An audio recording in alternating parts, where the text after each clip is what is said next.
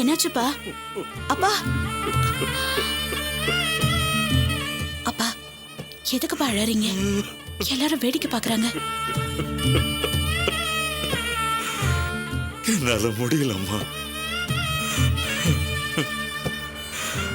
ஒரு மனுஷன் சின்ன வயசுல ஊரை விட்டு போலாம், இல்ல கல்யாணமான புதுசுல பொண்டாட்டிய கூட்டிக்கிட்டு ஊரை விட்டு போலாம். வறுமைக்கு பயந்து வாழ்க்கையில முன்னேறணுங்கிறதுக்காக ஊரை விட்டு போலாம். நம்ம நிலைமைய பார்த்தியம்மா. இந்த தள்ளாத வயசுல சொந்த மண்ணை விட்டு பழகின மனுஷங்களை விட்டு இப்படி அடுத்த மாநிலத்துக்கு போக வேண்டியதா போச்சு. அப்பா அழாதீங்கப்பா.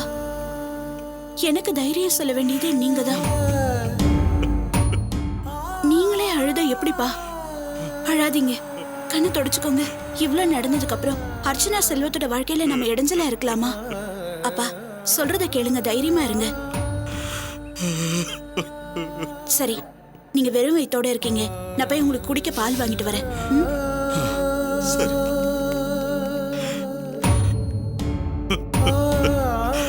கடவுளே,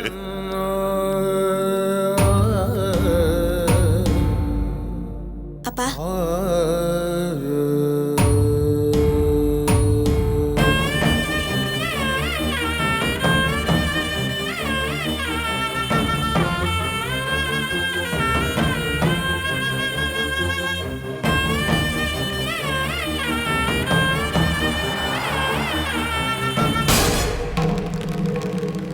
கடவுளே, அந்த மாதிரி எதுவும் நடந்திருக்க கூடாது.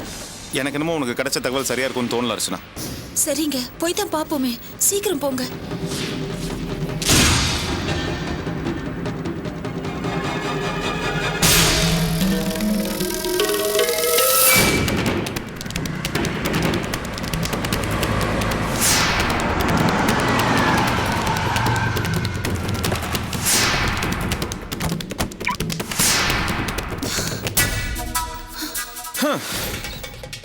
தரம் தான் இருக்கு.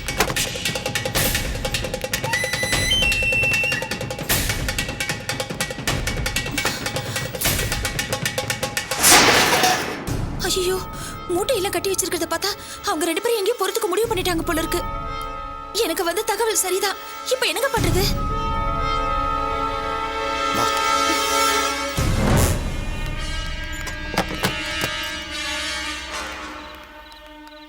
என்னங்க இந்த நேரத்துல? இல்ல, நந்தினி அவங்க அப்பா எங்க போயிருக்காங்க தெரியுமா? எனக்கு தெரியாதுங்க. ஐயோ, இப்ப என்னங்க பண்றது? ஏறு.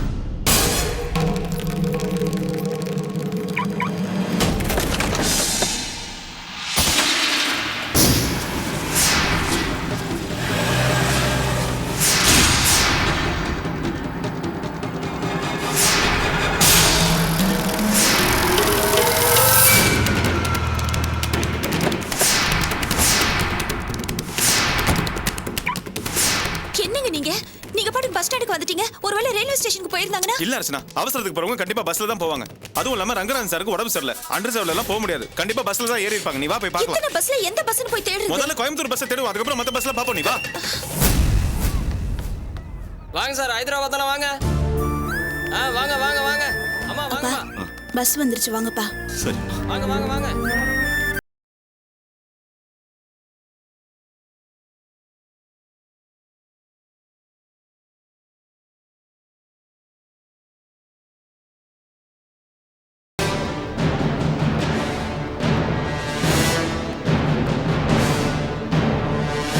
ஹைதராபாத் ஹைதராபாத். சார் சார் வாங்க சார், வாங்க சார். வண்டி கொஞ்ச நேரத்துல கிளம்ப போதும். வாங்க வாங்க, ஹைதராபாத் தானே. வாங்க வாங்க வாங்க.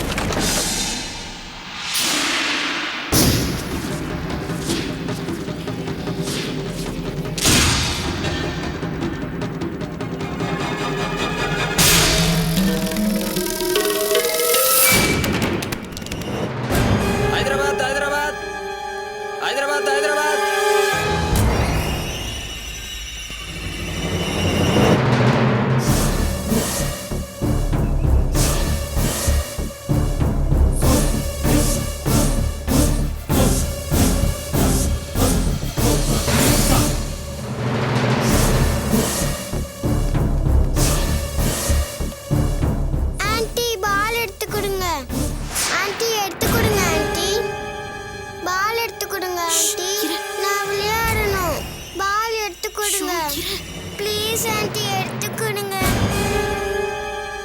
இந்தா. Thanks aunty.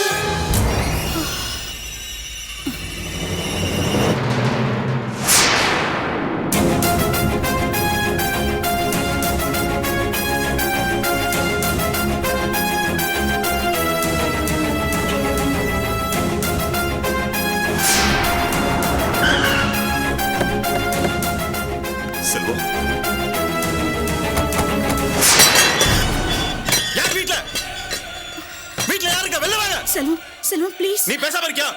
வீட்ல யாருக்கான்னு கேக்குறல்ல? செல்வம்.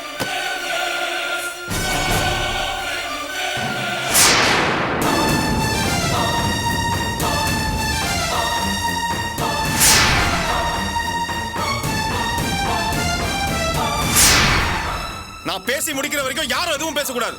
வாங்க மாப்ள, என்ன இந்த நேரத்தில் வந்திருக்கீங்க? அதுவும் உடம்பு சரியில்லாதவரை கூட்டிட்டு வந்திருக்கீங்க. என்ன அப்படியே திகைச்சு போய் பாக்குறீங்க? ராத்திரியோட ராத்திரியா ஊரை விட்டு போக வேண்டியவங்க இப்போ வீட்டு வாசல்ல வந்து நிக்கிறாங்களேன்னு ஆச்சரியமா இருக்கா?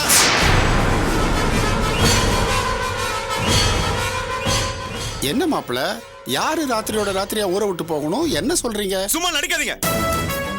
உங்க சாயெல்லாம் வெளுத்துருச்சு. நீங்க போட்ட திட்டம்லாம் எனக்கு தெரிஞ்சு போச்சு. என்ன மாப்பிளாச்சு? ஏன் இப்படி சத்தம் போடுறீங்க? மாப்ள, நீங்க என்ன சொல்றீங்கன்னு புரியல. ஏன் இவ்வளவு கோவப்படுறீங்க? நீங்க இவ்வளவு கோவப்பட்டு நான் பார்த்ததே இல்ல. சத்தியமா சொல்றேன், எனக்கு ஒன்றும் புரியல. என்ன நடந்ததுன்னு சொல்லுங்க. உங்க மேல நான் எவ்வளவு மதிப்பு மரியாதையை வச்சிருந்தேன். நீங்க போய் இப்படி செஞ்சிருக்கலாமா? ஒரு நல்ல குடும்பத்துல இருக்கிறவங்க செய்யற காரியமா இது? கேவலமான ஒரு விஷயத்தை செஞ்சுட்டு எதுவுமே தெரியாத மாதிரி நிக்கிறீங்க. மாப்ள, சத்தியமா நீங்க என்ன சொல்றீங்கன்னு எனக்கு ஒண்ணுமே புரியல. ஆனா நீங்க கோவப்படுறத பார்த்தா ஏதோ நடக்க கூடாது நடந்திருக்குங்கிறது மட்டும் எனக்கு புரியுது. வினோத், எனக்கு தெரியாம நீங்க ஏதாவது செஞ்சீங்களா? இல்லப்பா, எனக்கு எதுவும் தெரியாதுப்பா.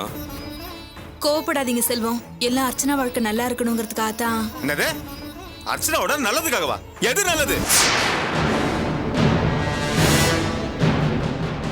டேய், நீ அர்ச்சனாவோட நல்லதுக்காகன்ற மாப்பிள்ள வேற கோவப்படுறாரு. என்ன நடந்துச்சு? இல்லங்க, அது வந்து சொல்லுடி. சொல்லுகிற. இல்லங்க, நான் எல்லாத்தையும் சொல்லிடுறேன். நந்தினி அவ புருஷன் கூட சேர்ந்து வாழறது தடப்பட்டு போயிடுச்சுல.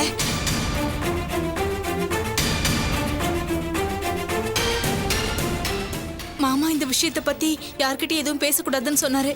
ஆனா அத்தை ரொம்ப கவலைப்பட்டுக்கிட்டு இருந்தாங்க. எப்படியாவது நந்தினிய செல்வத்துக்கிட்ட இருந்து பிரிச்சு அர்ச்சனாவுடைய வாழ்க்கையை காப்பாத்தணுங்கிறதுக்காக நானும் அத்தையும் நந்தினி வீட்டுக்கு போனோம். அங்க நந்தினி கையில கால்ல விழுந்து அவளை ஊரை விட்டு போ சொன்னாங்க. அந்த விஷயம்தான் செல்வத்துக்கு தெரிஞ்சு அவர் இங்க வந்திருக்காரு போல இருக்கு.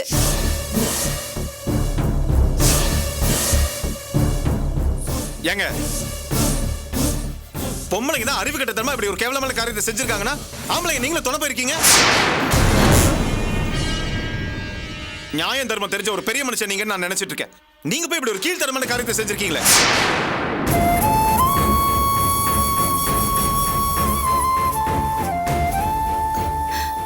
மாப்பிள்ள, தயவு செஞ்சு இவரை தப்பா எடுத்துக்காதீங்க. இவருக்கும் வினோத்துக்கும் இது எதுவுமே தெரியாது. இவங்க 2 பேருக்கும் தெரியாம நானும் ஜெயந்தி மட்டும்தான் நந்தினி வீட்டில் போய் பேசணும். உண்மையை சொல்லப்போனா ஆஸ்பத்திரிலேருந்து வந்ததுமே இவர் எங்ககிட்ட சொன்னாரு, இனிமே நந்தினி அர்ச்சனா விஷயத்துல தலையிடக்கூடாதுன்னு. நான் தான் மனசு கேட்காம இந்த மாதிரி நடந்துக்கிட்டேன். என்னை மன்னிச்சிருங்க. உங்க பேச்சை மீறி இப்படி நடந்துகிட்டது தப்புதாங்க. எங்க நந்தினி அர்ச்சனா வாழ்க்கையில குறுக்க வந்துருவாளோன்னு பயந்துகிட்டு தான் நான் இப்படி எல்லாம் நடந்துகிட்டேன். மாப்பிள, சத்தியமா நடந்தது எதுவுமே எனக்கு தெரியாது. சிவகாமி பண்ணது மன்னிக்க முடியாத தப்பு தான். அதுக்காக உங்ககிட்ட நான் மன்னிப்பு கேட்டுக்கிறேன். யாருக்கு வேணும் உங்க மன்னிப்பு? சரியான நேரத்தில் அர்ச்சனா தகவல் சொன்னதுனால என்னால உங்களை பிடிக்க முடிஞ்சது. இல்லாட்டி என்னால இதுக்கு மேல உங்களை பார்த்துக்க முடியுமா? ஆமா, இவங்களை நீங்க யாருன்னு நினைச்சிட்டு இருக்கீங்க? இன்னைக்கு நாங்க வாழ்ந்துட்டு இருக்க வாழ்க்கைக்கு காரணமே இவங்க தான். ஆரம்பத்துல நான் மெக்கானிக் ஷெட் வைக்கும்போது அதுக்கு புளியாசுரி போட்டது அவரு.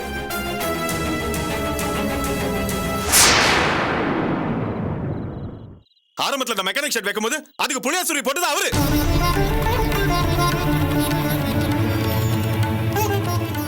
இன்னைக்கு பெருசா வளர்ந்து நிக்குது அர்ச்சனா காசுன்னு ஒரு நிறுவனம். அதுக்கு யார் காரணம்? நான் கஷ்டப்பட்டு இருக்கும்போது வீட்டு அடமானம் வச்சு எனக்கு 10 லட்சம் ரூபாய் பணத்தை கொண்டு வந்து கொடுத்தது நந்தினி. அப்பேற்பட்டவங்கள ஊர் விட்டு போக சொல்லிருக்கீங்க. என்னால எப்படி பொறுத்துக்க முடியும்? உங்களை மன்னிக்க முடியும்? அது மட்டுமா? அன்னைக்கு நீங்க பார்த்த மெக்கானிக் செல்வத்துக்கும் இன்னைக்கு நீங்க பார்க்குற அர்ச்சனா காசு ஓனர் செல்வத்துக்கும் எவ்வளவு வித்தியாசம் இருக்கு? இதுக்கெல்லாம் யார் காரணம்? நந்தினி. ஒவ்வொரு விஷயத்தையும் பார்த்து பார்த்து இப்படி செய்யணும் அப்படி செய்யணும்னு பிசினஸ்ல இருக்கிற நெல்வி சொல்லிவில எனக்கு சொல்லி கொடுத்து என்னோட முன்னேற்றத்துக்கு தோளோட தோளா நின்னது நந்தினி. அப்பேற்பட்ட நந்தினி எங்க கூட இருந்தா எங்களோட வாழ்க்கை நாசமா போயிடுமா? எவனோ ஒரு ஜோசியக்காரர் ஏதோ ஒன்று சொல்லிட்டாங்கிறதுக்காக நந்தினி மேல வெறுப்பா இருக்கீங்களாமே? யார் வேணாலும் என்ன வேணாலும் சொல்லிட்டோம். ஏன் மேல எப்படி உங்களுக்கு நம்பிக்கை இல்லாம போச்சு? இல்ல மாப்பிள்ள, அந்த ஜோசியக்கார் சொன்ன அதே ஜோசியக்காரர் உங்க குழந்தைனால உங்க புருஷன் உயிருக்கு ஆபத்துன்னு சொன்னா உங்க குழந்தை கழுத்தை நினைச்சு கொண்டுடுவீங்களா? அப்படிதானே இருக்கு நீங்க செஞ்ச விஷயம்.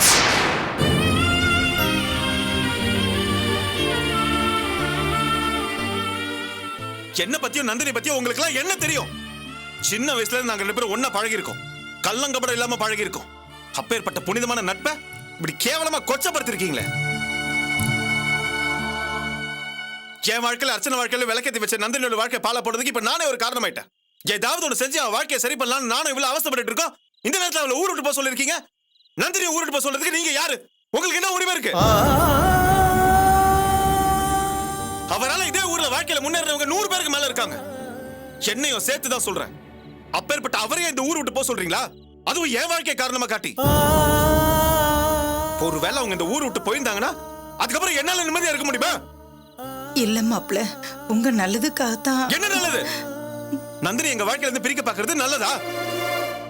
ஓ, இப்ப சொல்ற கேட்டுக்கோங்க. நந்தினி எங்க வாழ்க்கையில இருந்து பிரிக்க முயற்சி பண்ணீங்கல்ல, அதுக்கு பதிலா இப்ப நான் உங்களை எங்க வாழ்க்கையில இருந்து பிரிக்கிறேன். இந்த நிமிஷத்துல இருந்து எங்களுக்கும் உங்களுக்கும் எந்த ஒட்டும் கிடையாது, உறவும் கிடையாது.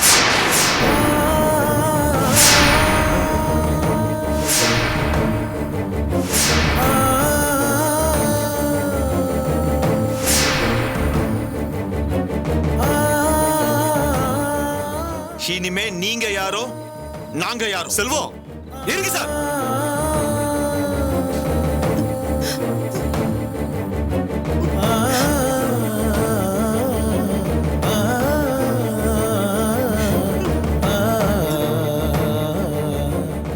அர்ச்சனா, எந்த காரணத்துக்காகவும் எங்க வீட்டு வாசல்ல நீங்க மிதிக்காதீங்க. உங்க வீட்டு வாசல்ல நாங்களும் மிதிக்க மாட்டோம். அதையும் மீறி பொண்ணு பாசம் அது இது சொல்லி வீட்டு பக்கம் வந்தீங்க,